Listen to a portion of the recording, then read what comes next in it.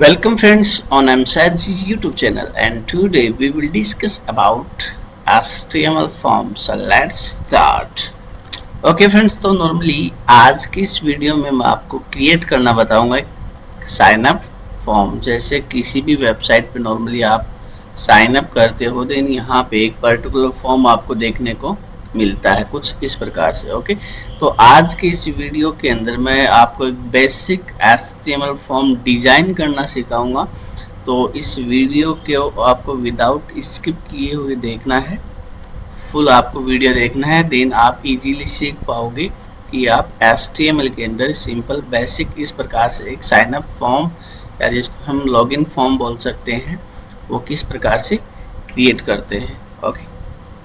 Okay friends, तो normally आपका जो फॉर्म है एक वेब पेज का एक सेक्शन हो सकता है जहां पे आप कुछ अपनी पर्टिकुलर इंफॉर्मेशन फिलअप करते हो एंड देन वो आपकी जो भी इंफॉर्मेशन होती है वो सर्वर के पास जाती है एंड सर्वर उनको स्टोर करके आपको कुछ इंफॉर्मेशन रिट्रीव करता है, like your user name and password. Okay, तो अगर एक वेबसाइट डेवलपर है या जो होस्ट कर रहा है वेबसाइट को, अगर वो यूजर से कुछ फिल्टर इंफॉर्मेशन अगर चाहता है, देन वो एक फॉर्म का यूज करता है जिसके थ्रू अपने अकॉर्डिंगली यूजर से डेटा इनपुट ले सकता है और उनको एक टेबल फॉर्मेट के अंदर सर्वर पे स्टोर कर सकता है। तो ये होता है आपका फॉर्म, ताकि आप यूजर से मल्टीपल टाइप की इंफॉर्मेशन कलेक्ट कर सको।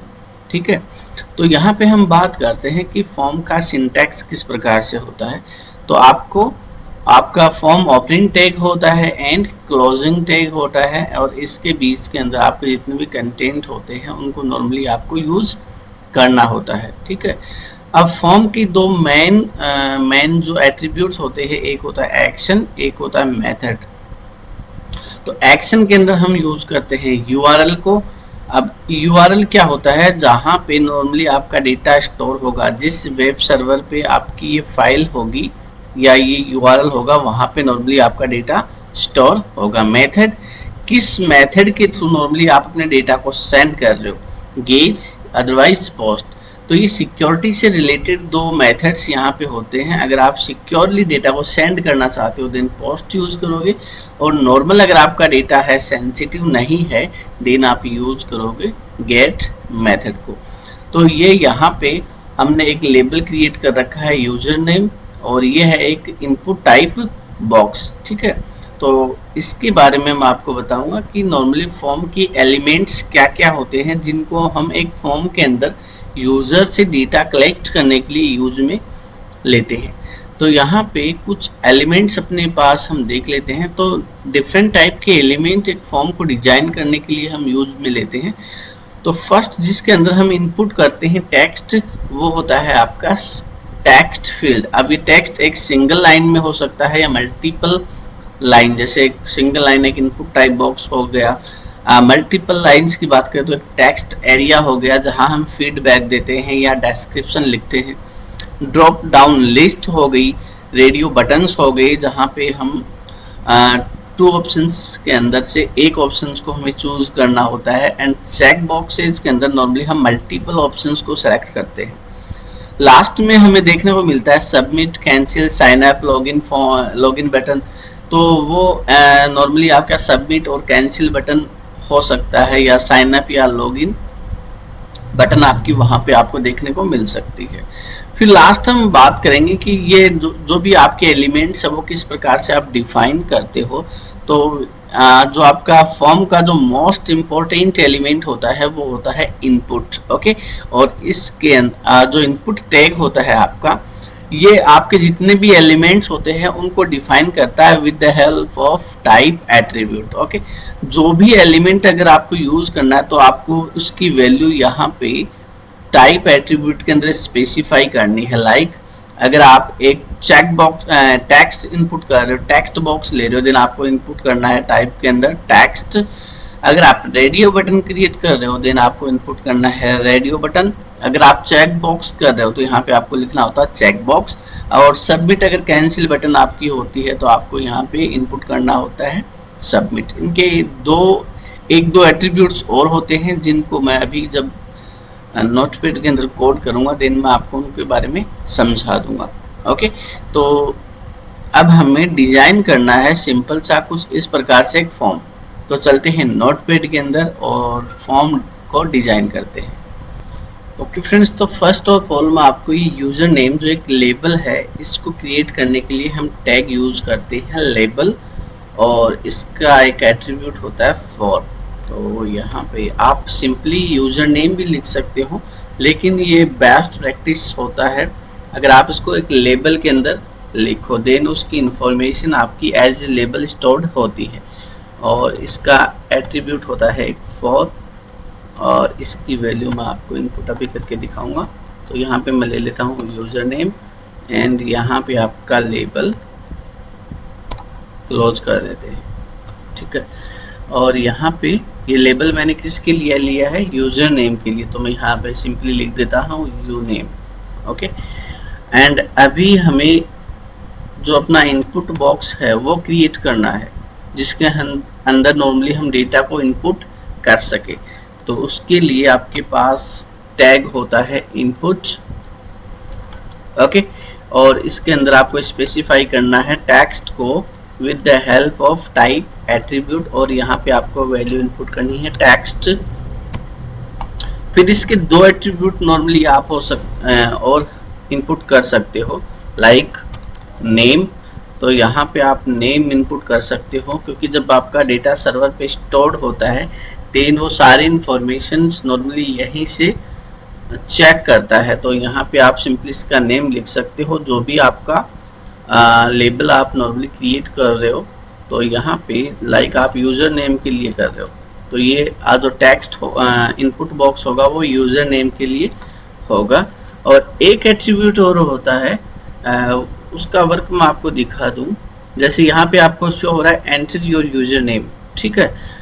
तो इसको आपको यूज करने के लिए, क्योंकि जैसे आप इस पर क्लिक करते हो तो यहाँ से स्टार्टिंग के अंदर आपका कर्सर आ जाता है, ये आपको शो एज ए वाटरमार्क की तरह शो होता है। तो इसको यूज करने के लिए आपके पास एक टैग एट्रीब्यूट होता है प्लेस होल्डर, प्लेस होल्डर।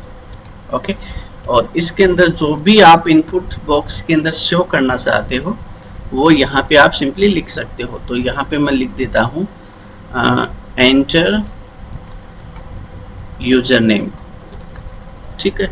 तो एक सिंपल सा अपने पास एक इनपुट टाइप बॉक्स यहाँ पे हो गया है। तो इसको मैं यहाँ पे सेव कर देता हूँ और ब्राउजर के अंदर आपको रिफ्रेश करके इसको दिखाता हूँ। तो मैंने जैसे इसको रिफ्रेश किया तो यहाँ पे आपके पास यूजर नेम एंड एक इनपुट टाइप बॉक्स बन गया है, जिसके अंदर एंटर यूजर नेम। अब यहाँ पे कुछ भी आप नॉर्मली एंटर कर सकते हो। अब हमें चाहिए पासवर्ड के लिए, तो मैं सेम एज इट इज को कॉपी कर लेता हूँ और यहाँ पे पेस्ट कर देता हूँ, ताकि अपना टाइम थोड़ा बच जाए। और यहाँ पे हम पासवर्ड के लिए लेबल बना लेते हैं, तो मैं सिंपल फॉर्मेट में लिख देता हूँ। और यहाँ पे पासवर्ड, ठीक है। अब इनपुट टाइप अब हमें यूज करना है पासवर्ड, क्योंकि जब हम यहाँ पे पासवर्ड प्रॉपर्टीज डिफाइन करते हैं, अगर हम टेक्स्ट लेंगे तो जब आप पासवर्ड को इनपुट करोगे तो वहाँ पे यूजर को शो होगा जो भी पर्टिकुलर यूजर इनपुट कर रहा है। और अगर हम यहाँ पे टाइप की वैल्यू अगर हम रखते हैं पासवर्ड, देन वहाँ पे आपका जो पासवर्ड है वो शो नहीं होता है। ओके, तो मैं एक बार आपको पासवर्ड करके यहाँ पे दिखाता हूँ, और नेम के अंदर भी इसको हम पासवर्ड कर देते हैं। ओके, और यहाँ पे हम कर देते हैं पासवर्ड, एंटर पासवर्ड। ओके, और इसको मैं सेव करके आपको ब्राउजर में ले चलता हूँ और यहाँ पे रिफ्रेश करता हूँ, तो ये आ गया आपका एंटर पासवर्ड। एक लाइन ब्रेक हम यहाँ पे यूज ले लेते हैं ताकि आपका पासवर्ड नेक्स्ट लाइन के अंदर आपको शो हो, ठीक है। रिफ्रेश करते हैं और ये आ गया आपका एंटर पासवर्ड। तो अब मैं जैसे भी कुछ एंटर करता हूं तो यहाँ पे डॉट डॉट के अंदर आपको शो हो रखा होगा।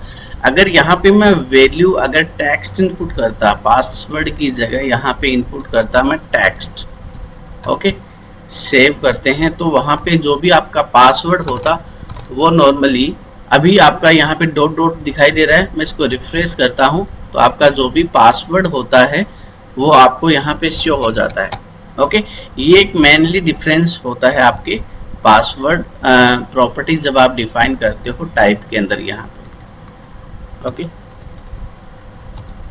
पासवर्ड, ठीक है, तो इसको हम सेव कर देते हैं। अब हम बात करते हैं रेडियो बटन्स की, या अभी मैं आपको input submit button and cancel button normally input करके बताता हूँ, क्योंकि अगर एक ही वीडियो के अंदर ये सारे इनपुट किए देन अपना वीडियो है वो बहुत ही लंबा होने वाला है। तो यहाँ पे नेक्स्ट जो इनपुट टाइप है जो हमें सबमिट करना है फॉर्म को, तो मैं यहाँ पे वो आपको लेके दिखाता हूँ। और यहाँ पे इनपुट टाइप के अंदर मुझे जो एलिमेंट है वो लिखना है सबमिट, ओके, और नेम के अंदर भी आपको लिखना है सबमिट, और यहाँ पे प्लेस होल्डर का कोई वर्क नहीं है क्योंकि एक इनपुट टेक्स्ट बॉक्स नहीं है, इसलिए हम इसको यहाँ से हटा देते हैं, ठीक है, और सेव करते हैं। एक लाइन ब्रेक यहाँ पे मैं यूज ले लेता हूँ ताकि नेक्स्ट लाइन में आपका शो हो। सेव करते हैं, ब्राउजर को रिफ्रेश करते हैं, तो ये आ गया आपका एक सबमिट बटन, ठीक है। तो इस प्रकार से एक सिंपल सा फॉर्म अपने सामने बन गया है, यूजर नेम, पासवर्ड, सबमिट, और अगर आपको कैंसिल बटन भी बनाना है देन सिंपल इसको आप कॉपी करके यहाँ पे पेस्ट कर दो और यहाँ पे सबमिट की जगह कर दो आप कैंसिल, ओके, और यहाँ पे कैंसिल। अच्छा, एक बात और, सबमिट की जगह आप बटन भी यूज कर सकते हो क्योंकि ये सबमिट एज ए वर्क करता है बटन का, ठीक है। तो इसको सेव करते हैं, रिफ्रेश करता हूँ, 1 सेकेंड, यहाँ पे मुझे लिखना होगा बटन, क्योंकि सबमिट तो वर्क करता है as a button by default, लेकिन कैंसिल के लिए हमें टाइप की वैल्यू इनपुट करनी होती है बटन, तो ये थोड़ा सा डिफरेंस होता है। ओके, तो आपकी ये जो कैंसिल है वो बटन बन गई है। हमने यहाँ पे नेम इसका डिफाइन नहीं किया है, 1 सेकेंड। ओके फ्रेंड्स, तो यहाँ पे हमें एक एट्रीब्यूट और होता है वैल्यू, जो हमें बटन पे शो करनी है, तो वो हमें इनपुट करना है। तो यहाँ पे मैं लिख देता हूँ कैंसिल, ओके, और यही सेम आपको वैल्यू इनपुट करनी होती है आपका जो फॉर्म होता है उसके अंदर, जो आपकी बटन के ऊपर जो भी आप शो करना चाहते हो वो यहाँ पे आप सिंपली राइट कर सकते हो, ठीक है। इसको सेव करते हैं, सॉरी यहाँ पे हमें करना है सबमिट, सेव करते हैं, ब्राउजर को रिफ्रेश करते हैं, तो यहाँ पे आपको सबमिट एंड कैंसिल बटन आपका शो हो जाता है। जैसे मैं यहाँ पे इनपुट करता हूँ एम कुमार और यहाँ पे कुछ पासवर्ड, देन अगर कैंसिल पे करता हूँ तो ये आपका फॉर्म कैंसिल हो जाता है। सबमिट पे करता हूँ तो ये पर्टिकुलर जहाँ पे हमने फॉर्म के अंदर एक्शन मेथड देखा था, यहाँ पे हम फॉर्म के अंदर जब यूज करते हैं एक्शन मेथड, तो पर्टिकुलर उस पेज पे या उस यूआरएल पे आपका ये डेटा स्टोर हो जाने वाला है, ठीक है। अब हम बात करते हैं रेडियो बटन्स की या चेक बॉक्सेस की। तो नॉर्मली आप radio button and check boxes या आपकी ड्रॉप डाउन मेन्यू है, तो इन सब को हम देखेंगे नेक्स्ट पार्ट के अंदर, ओके। तो और हम कुछ और तरीके से भी इसको डिजाइन करेंगे। हम CSS का यहाँ पे यूज नहीं करेंगे, हम नॉर्मली यूज करेंगे यहाँ पे आपकी ओनली HTML का। जब हम CSS पढ़ेंगे देन मैं आपको फॉर्म को अलग तरीके से फॉर्मेट करना बताऊंगा कि हम फॉर्म को CSS के अकॉर्डिंगली किस प्रकार से फॉर्मेट कर सकते हैं। तो ये तो था अपना एक सिंपल सा HTML के अंदर कोड किया हुआ फॉर्म, ठीक है। तो अगर आपको वीडियो पसंद आई तो लाइक कर दीजिएगा और चैनल को सब्सक्राइब कर दीजिएगा, ओके। मिलते हैं नेक्स्ट वीडियो में। Till then bye.